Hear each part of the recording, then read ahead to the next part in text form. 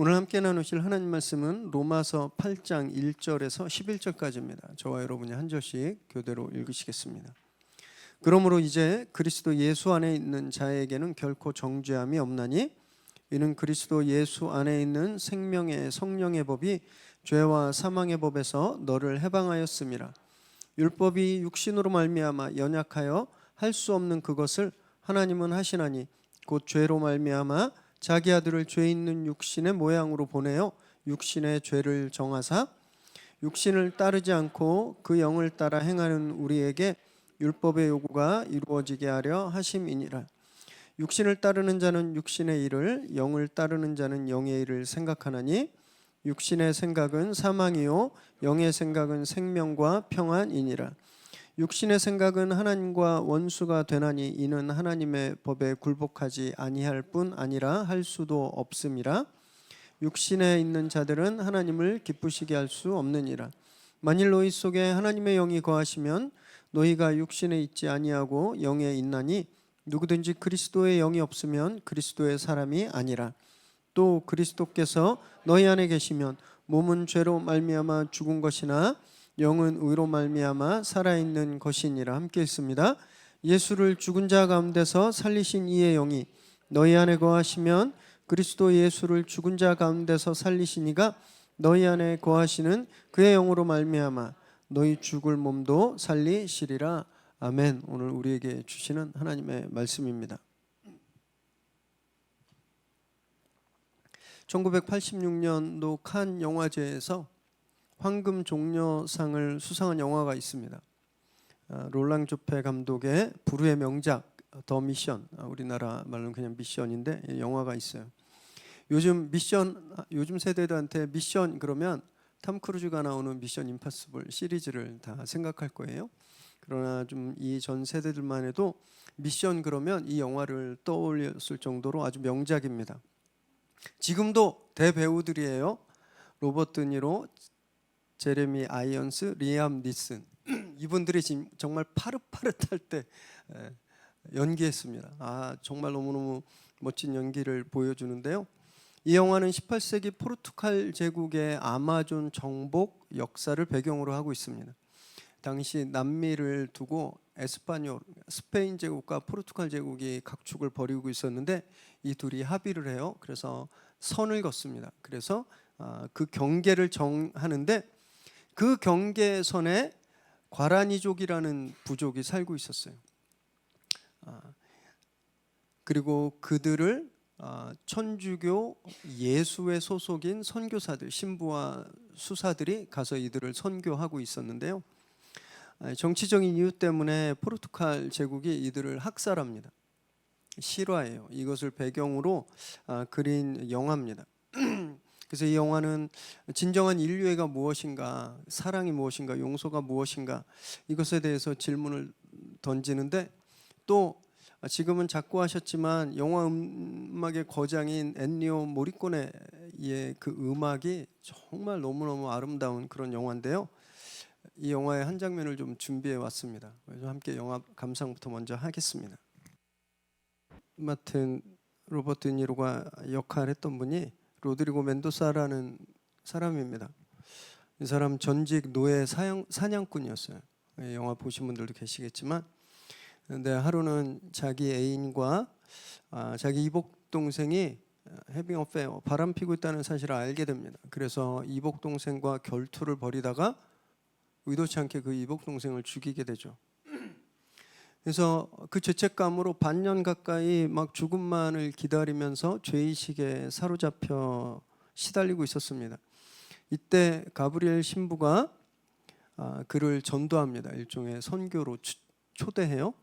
그래서 이 과라니족의 선교지로 함께 가기로 결정합니다. 그런데 이 멘도사가 그 과라니족을 사냥하고 죽였던 사람이었어요. 그래서 이 사람은요, 그 자기의 그 죄를 참회한다라는 뜻으로 자기가 사용했던 갑옷과 방패, 무기, 검을 큰 보따리로 다 만든 겁니다. 그리고 선교를 떠나면서 집에서부터 끌고 온 거예요. 이 파트가 저희가 한 5분 넘게 한 6분 정도 봤는데 3분의 1을 자른 게 이 정도입니다. 이 영화의 한 15분 정도를 이 파트가 가지고 있을 정도로 굉장히 우리에게 주는 메시지가 큰 부분인데요. 강을 건너고 막 절벽을 오르고 막 정말 위험한 상황에도 이것을 풀지를 않습니다. 결국 과란이 쪽을 찾아갔는데 아이들이 이 사람이 누군지 알아보잖아요. 그래서 저 사람이 이 원래 그 영화에도 이 자막이 없어요. 이 과란이오는 이분들 그냥 애드립 한 거라고 그러더라고요. 그래서 그걸 알아보고 과란이족이 처음에는 이제 이 멘도사를 죽이려고 그 목에 칼을 들이댔는데 용서하죠. 그래서 멘도사 등에 있는 밧줄을 끊고 그 무거웠던 짐을 여태까지 계속 질질 끌고 다녔던 그 짐을 강물에 버립니다. 참회하는 마음으로 이 무거운 짐덩어리를 끌고 다녔지만 그 마음은 자유함이 없었습니다. 그래서 여기까지 오는 동안 얼굴에 고뇌와 괴로움이 가득했죠. 이게 단지 짐이 무거워서가 아니라 그 죄의 그 무거움을 자기가 해결할 수 없었기 때문에 그래요. 그러나 과란이족이 그것을 끊어주니까 그 자유함을 느낀 겁니다. 그래서 그 눈물이 터져 나오고 해방감을 느끼죠. 볼륨이 좀 컸으면 좋았을 텐데 그러면서 이 엔니오 모리코네의 그 노래가 오보에 연주가 나오는데 너무 감동적입니다. 못 보신 분들은 꼭 보시고 저도 스포 안 하려고 여기까지만 딱 할게요. 이 장면이 왜 중요한가? 모든 인생이 이렇다라는 것을 단적으로 우리에게 보여주기 때문에 그렇습니다. 죄책감이든 아니면 삶의 무게든 사람들은요 다 짊어지고 사는 것들이 있습니다. 다 짊어지고 살아요.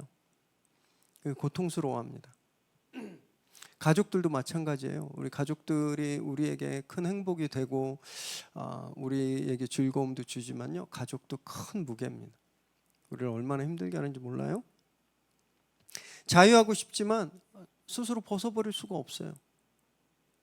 도망치고 싶지만 도망칠 수 없습니다. 우리 그럼 이 짐에서 어떻게 해방될 수 있을까요? 영화에서 본 것처럼 이 멘도사의 밧줄을 끊어준 이 과란이족처럼 우리에게 달려있는 이 무거운 짐을 끊어줄 사람은 없을까요? 바울은 그런 분이 있다고 오늘 본문에서 이야기합니다. 그분이 바로 예수 그리스도시다 이렇게 선언해요. 이 말씀을 나누실 때 그렇게 우리가 자유함을 얻었습니다. 이제는 우리가 평안을 얻어야 돼요.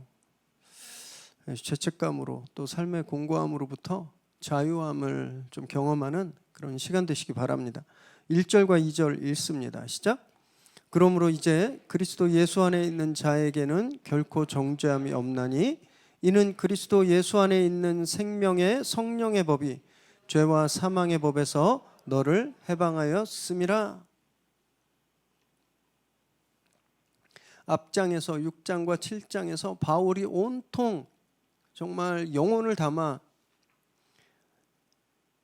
한 이야기는요 우리의 한계에 대한 이야기였습니다. 구원을 받았지만 육신의 한계에서 벗어날 수 없다라는 우리의 그런 존재론적인 한계에 대해서 결론을 내리면서 와 오호라 이거 와 정말 나는 참담한 사람이구나 이런 깊은 탄식을 터뜨렸어요.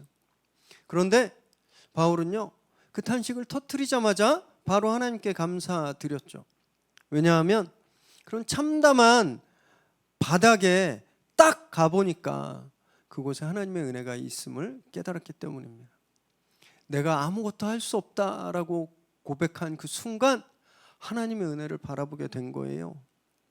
그러고 나서 오늘 본문에서는요 그리스도 예수 안에 있는 생명의 성령의 법, 살리시는 성령의 법이 우리를 죄와 사망의 법에서 자유하게 하셨다 선언하는 겁니다.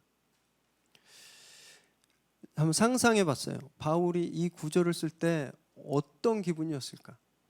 그냥 우리처럼 로마서를 막 묵상하면서 이거를 그냥 아무 느낌 없이 컴퓨터가 읽어주듯이 그냥 너를 해방하였다. 이런 감정으로 했을까요? 저는요, 우리가 방금 봤던 영화 클립에서 멘도사가 자유함을 얻자마자 막 눈물을 흘렸잖아요. 저는 이 글을 쓰면서 바울이 정말 기쁨의 눈물을 흘렸겠다라고 생각합니다. 끊임없는 죄의 문제로 율법의 전문가였지만 율법을 알면 알수록 더 무거워지는 그런 죄책감과 그 숨 쉴 수 없게 만드는 그런 짐들을 예수께서 자유하게 해주셨어요. 그 기쁨이 어땠을까요? 아마 그 기쁨 때문에 바울이 기쁨의 눈물을 흘렸을 겁니다. 우리 인생들도 바울과 똑같습니다. 노력할수록 지치죠. 포기하면 그냥 절망만 하는 겁니다. 그렇다고 벗어날 수도 없는 이 삶의 문제, 이 문제는 죄에서 시작되었습니다. 아담의 범죄로 죽음이 우리에게 들어왔잖아요. 이제 그때부터 인간은요, 죽음을 향해 살아갑니다. 매일매일 하루씩 죽음에 가까워지는 거예요. 그리고 그 죄가 만들어내는 상황들, 원래는 세상과 아름다운 조화 속에서 평화롭게 살아가야 되는 인생인데 이제는 남을 짓밟고 남을 공격하고 빼앗고 자연을 망쳐야만 살 수 있는 그런 인생이 되었잖아요. 이런 형벌에 갇힌 겁니다. 이 문제는 그 무엇으로도 해결할 수 없습니다.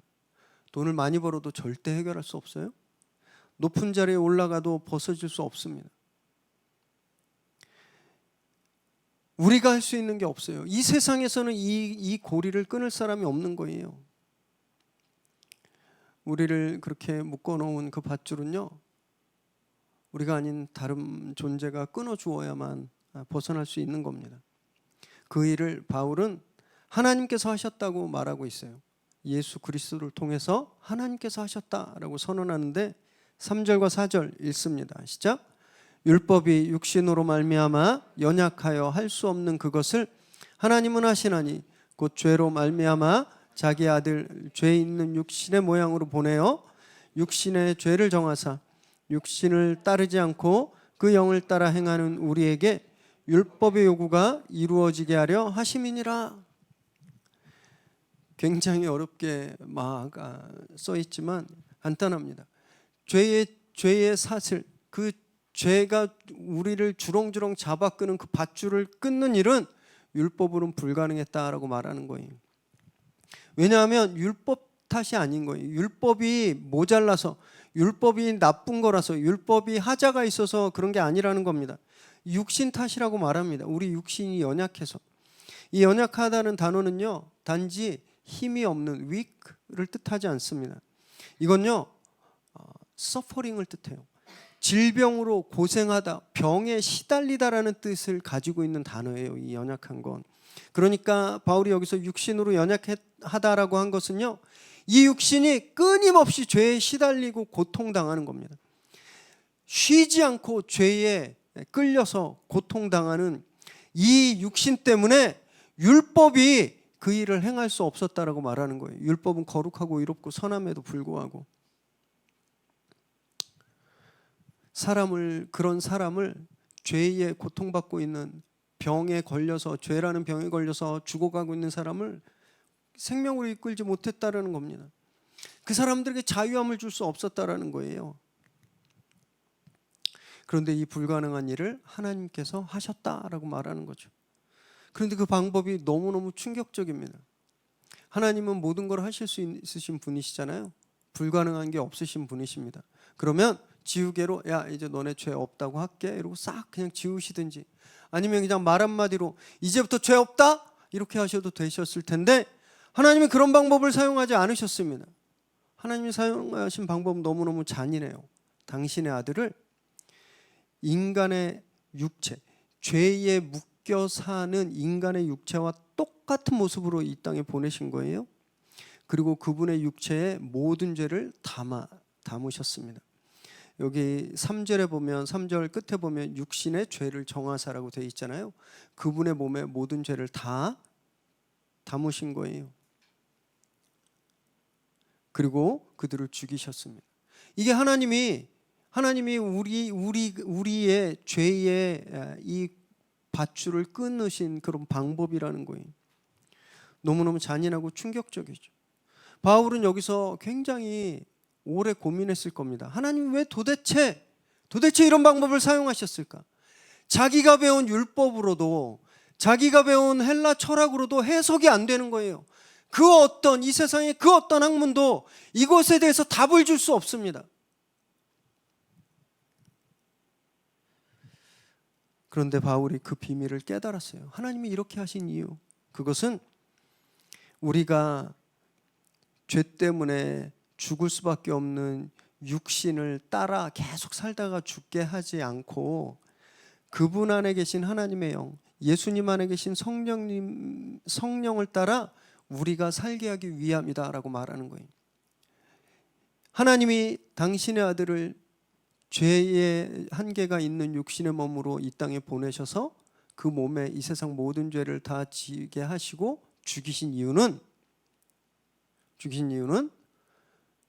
저와 여러분이 예수 믿습니다 하고 우리 영혼이 구원받기 위함 아니라는 거예요. 굉장히 중요한 말씀입니다. 잘 이해하셔야 돼요. 하나님이 그렇게 하신 이유는 뭐냐? 우리가 더 이상 죄된 육체에 끌려 사는 것이 아니라 우리 안에 있는 성령의 법대로 살게 하기 위함이다라고 말씀하셨어요.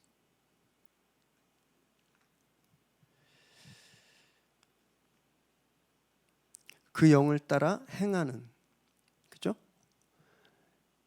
예수 믿고 천국 가는이 아니라, 잘 보셔야 돼요.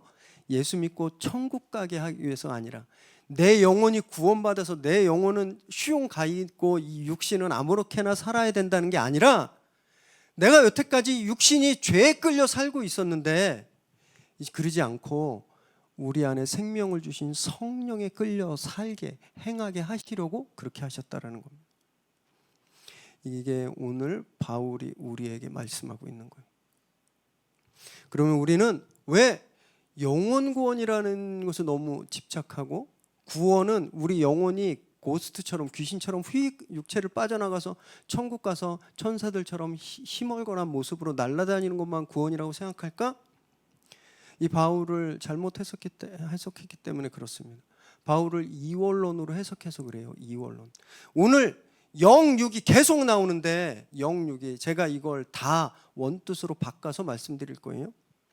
바울은 절대 플라톤이 말하는 것처럼 육은 더럽고 영은 깨끗하다라고 말하지 않아요. 빨리 이 더러운 육체가 없어지고 이 영혼이 해방하는 것, 이 영혼이 천국 가는 게 구원이다라고 절대 말하지 않습니다. 바울이 이야기하는 구원은 뭐냐면요, 예수를 믿는 순간 이제 세상의 법이 아니라 이 한계 있는 육체를 가지고 성령의 법을 따라 사는 것, 이게 바울이 말하는 구원이에요.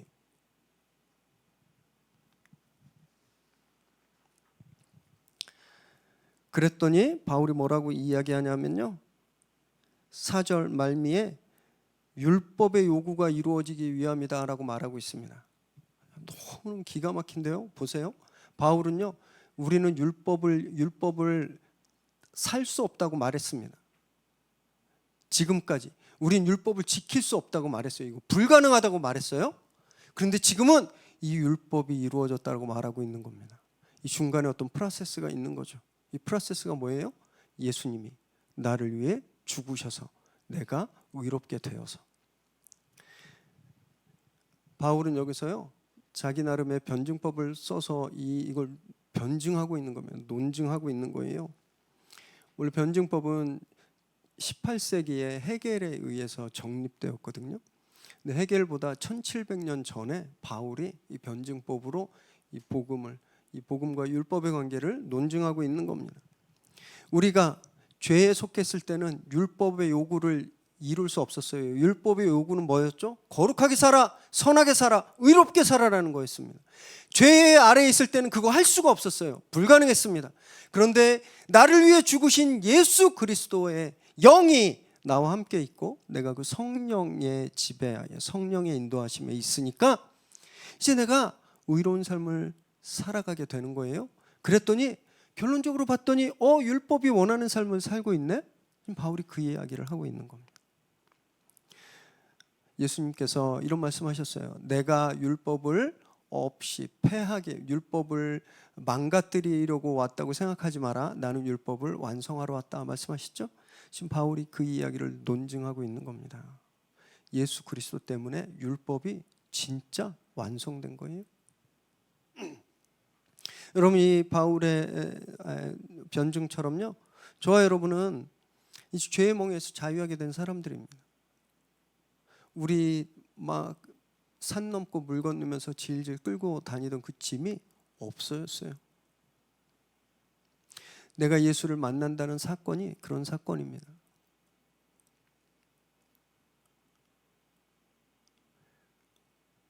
우리에게 어떤 감동이 있나요? 여러분, 우리에게 어떤 기쁨이 있습니까? 새 시대가 바뀐 거예요. 이제 시대가 바뀌었습니다.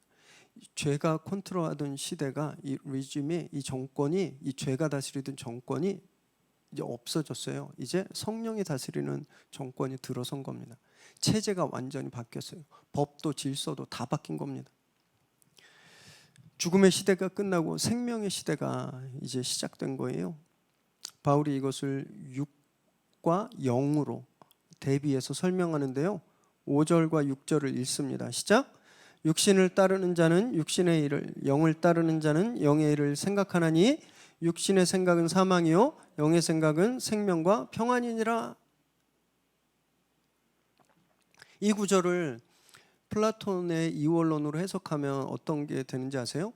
우리 육체 욕심은 되게 더러워요. 그래서 이 육체의 일을 열심히 하면 사망이고, 우리 안에 있는 영혼, 이 순수한 영혼의 일을 생각하면 우리는 평안을 얻는다. 그래서 정말 예배 열심히 들어야 되고, 성경 열심히 읽어야 되고, 기도 많이 해야 되고, 그래서 평안을 얻어야 된다라고 그렇게 나눠서 생각합니다.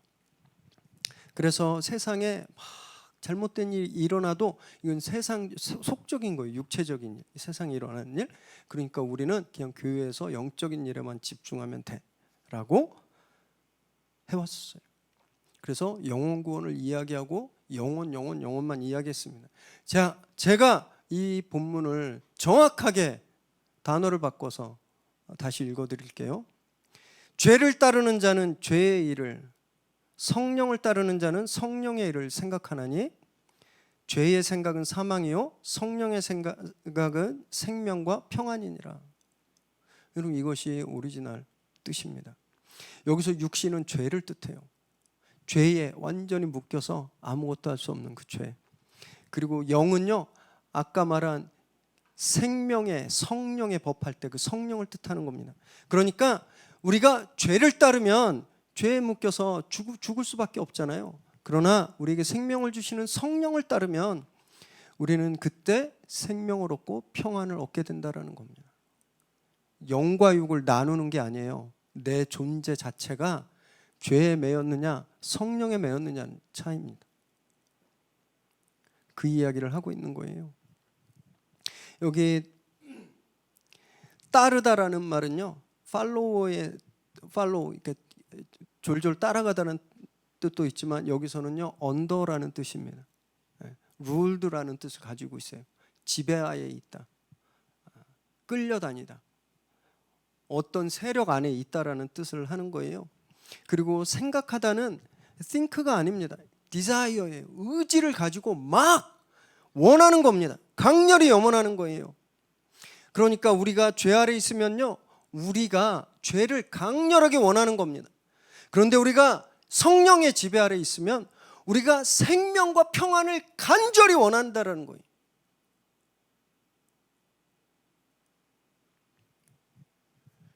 이 굉장히 놀라운 말씀인데 전에는 그럴 수 없었습니다. 죄의 지배를 받았을 때는요, 선한 것이 뭔지도 몰랐고 그냥 다 무조건 우리가 원하는 것은 다 죽게 되어 있었어요. 완전히 타락했기 때문에.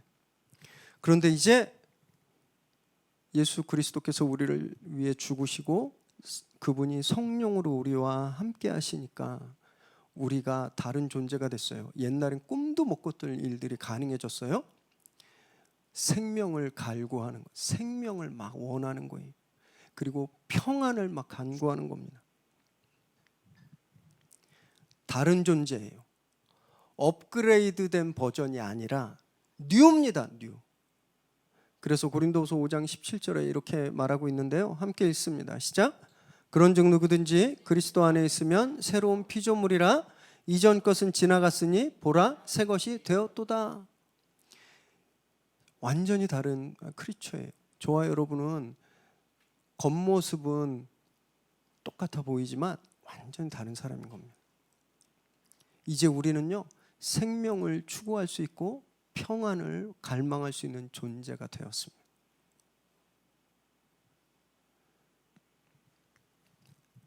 여전히 우리를 슬프게 하는 것들이 있죠. 여전히 물리적인 죽음에서 이 육체는 자유로울 수가 없어요. 이미 우리 이 육체 안에, 우리 DNA 안에 새겨진 죽음의 주홍 글씨는 사라지지 않았습니다. 그래서 우린 예수 믿어도 죽잖아요, 언젠가는. 그래서 이 육신의 한계 때문에 과거의 모습들이 종종 나타나죠. 옛날처럼 죄가 즐겁고, 옛날처럼 성령의 뜻이 아니라 내가 원하는 대로 행동할 때가 있습니다. 그래서 실패하고 넘어지고 죄책감도 갖고 괴로워합니다. 그렇다고 우리가 새로운 존재가 아니다라는 것이 아니에요. 그럼에도 불구하고 우리는 새로운 존재입니다. 옛날에는 그 문제로 괴로워하지 않았지만 이제 우리는 그 문제로 괴로워하는 존재가 된 거예요. 옛날에는 그렇게 실패하면 그냥 끝났지만 이제는 우리 안에 계신 성령님 때문에 그분의 인도하심을 따라 그분의 능력으로 우리가 그 넘어진 자리에서 일어날 수 있게 된 겁니다. 이제 그 능력을 가진 새로운 존재가 되었어요. 이걸 분명히 기억해야 됩니다. 막 상황들이 너무너무 어려워지고 형편이 너무 추락하고 또 내 기분이 한없이 다운될 때 우리가 이걸 의심하는 경향이 있어요. 나는 그냥 똑같구나. 교회를 뭐 다녀도 똑같구나. 내가 예배를 다녀도 별 다를 게 없구나. 이런 사탄의 속삭임을 들을 때가 있는데 그때 당당히 맞서시기 바랍니다. 그렇지 않다. 말씀하셔야 돼요. 나는 새로운 피조물이다.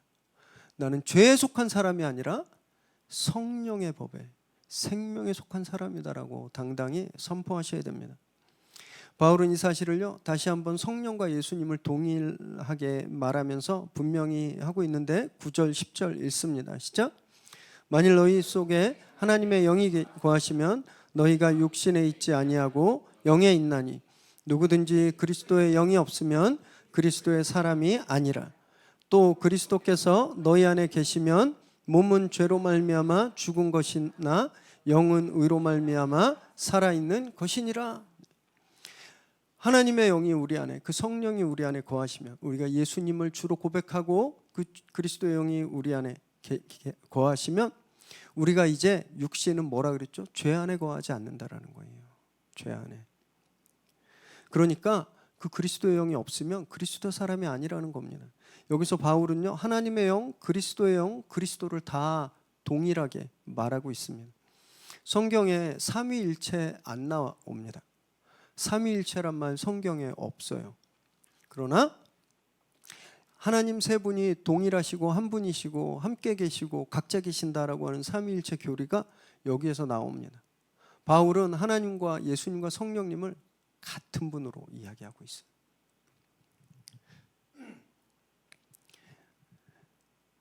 하나님의 영, 그리스도의 영이 우리 안에 있으면 우리는 그리스도의 자녀라는 거예요.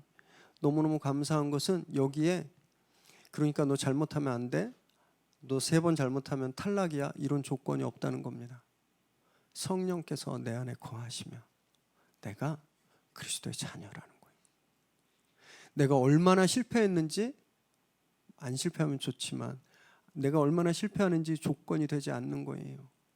내가 어떤 경지에 올라가야 되는지 하나님은 그런 조건 걸지 않으셨습니다. 성령이 거하시면 내가 그리스도의 자녀가 된다 말씀하시는 거예요. 10절에 보면 몸과 영이 되어 있는데 여기에서 영은요 성령이 아니라 성령으로 거듭난 우리의 속사람을 이야기합니다. 그리고 앞에 몸은 시간이 가면 죽을 우리의 지금 입고 있는 육체를 말해요. 그래서 우리는 그렇게 그리스도의 자녀가 되고 우리 안에 성령이 계시면 우리 몸은 점점점 지나서 그 죄 때문에 시작된 죽음이 우리에게 찾아오지만, 그러나 예수님을 믿고 살아난 우리의 속사람은 계속 산다라고 말씀하고 있는 거예요. 영은 구원받았으니까 이제 세속적인 건 아무것도 아니야, 몸은 아무것도 아니야, 이런 건 진짜 하찮아, 이런 말이 아닙니다. 바울이 7장에서 탄식했잖아요. 육체가 가지고 있는 그 절망적인 한계, 그 참담함을 이겨낼 수 있는 유일한 방법을 지금 여기서 말하고 있는 거예요. 성령을 따라 사는 것. 성령을 따라 사는 것. 성령께서 우리와 함께 하시는 것. 성령께서 하시는 일입니다. 우리가 실패하고 좌절하고 넘어졌을 때 우리를 다시 살리시는 분, 성령님이세요. 우리가 또 절망하고 그냥 주저앉아 있을 때 우리 옆에 와서 우리를 안아서 일으켜 주시는 분이 성령님이십니다. 내가 도저히 할 수 없는 일이 내 앞을 가로막을 때 그 일을 열어주시는 분도 성령님이신 거예요. 우리 능력이 아니라 성령께서 행하시는 겁니다. 그래서 우리는요, 늘 성령님께 민감해야 돼요. 민감해요.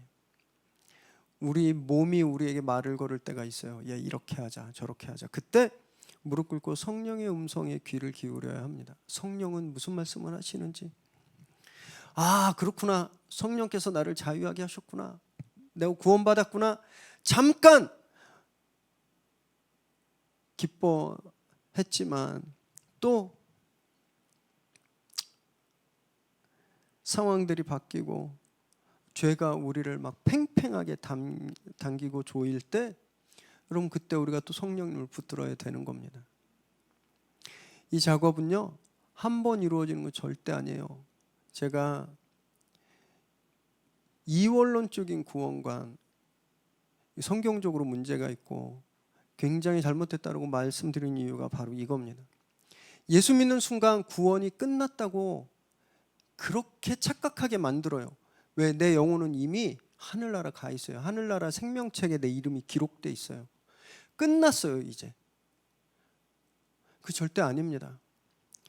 성령의 법에 끌려 살아가야 되는 게 남은 거예요. 언제까지요? 예수님이 오실 때까지. 우리 육신, 우리 죽을 수밖에 없는 육신이 끝나고 다시는 죽지 않는 육체, 부활의 육체를 입을 때까지, 그 구원이 완성될 때까지 우리 이 기간을요, 이 몸을 입고 계속 성령님과 함께 이 몸과 싸우면서 살아야 되는 겁니다. 이게 구원이에요. 구원은 그래서 과정입니다. 과정. 매일매일의 과정이에요. 매일매일의 과정. 그래서 바울이 11절에 부활신앙을 말하고 있는 겁니다. 11절 읽습니다. 시작. 예수를 죽은 자 가운데서 살리신 이의 영이 너희 안에 거하시면 그리스도 예수를 죽은 자 가운데서 살리신 이가 너희 안에 거하시는 그의 영으로 말미암아 너희 죽을 몸도 살리시리라. 성령이, 예수님을 죽은 자 가운데서 살리신 그 하나님의 영이, 그 생명의 영이 우리 안에 있으면요, 그렇게 예수님을 살리신 분이 이 성령으로 말미암아 나중에 우리가 죽게 되었을 때 우리를 살리신다라는 겁니다. 우리를 부활시키신다라는 거예요. 그걸 바라보라는 거예요. 우리에게 부활이 있다라는 것을 바라보라는 겁니다.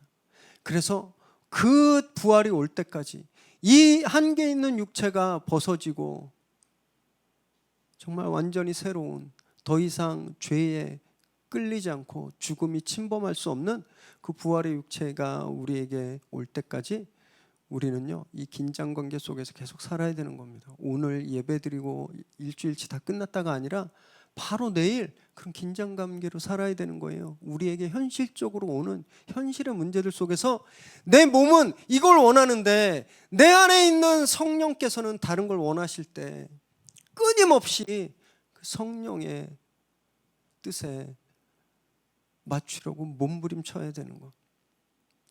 화요일도 그렇게 살아야 되고요, 수요일도 그렇게 살아야 되는 겁니다. 이것이 우리에게 구원의 현재형입니다. 구원의 현재형. 이것이 자유함을 얻은 사람의 삶의 모습이라는 거예요.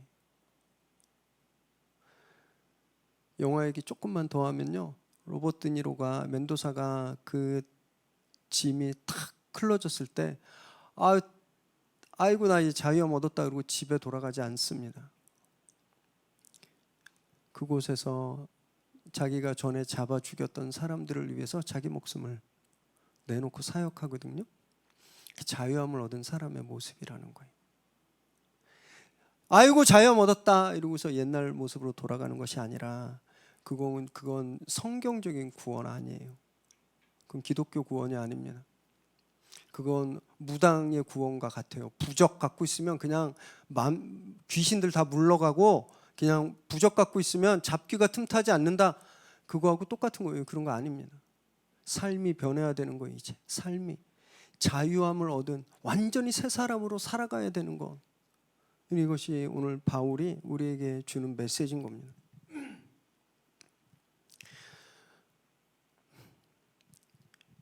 너무너무 감사한 건요, 성령께서 우리와 함께 하시다라는 사실이에요.